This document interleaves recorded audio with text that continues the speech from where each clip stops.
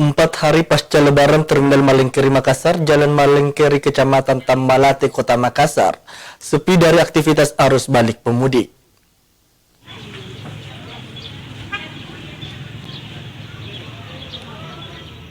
Inilah kondisi Terminal Malengkeri Makassar, Jalan Malengkeri, Kecamatan Tambalate, Kota Makassar, Rabu siang.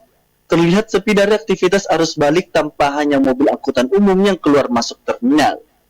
Tak hanya itu, sejumlah mobil antar daerah tujuan Jeneponto, Bantaeng, dan Bulukumba terparkir rapi. Tidak ada aktivitas penumpang yang turun dari mobil. Sepinya aktivitas arus balik di Terminal Malengkeri disebabkan banyaknya mobil antar daerah melakukan antar jemput penumpang dan tidak melalui terminal dengan menggunakan kendaraan berplat hitam di luar dari aturan pemerintah.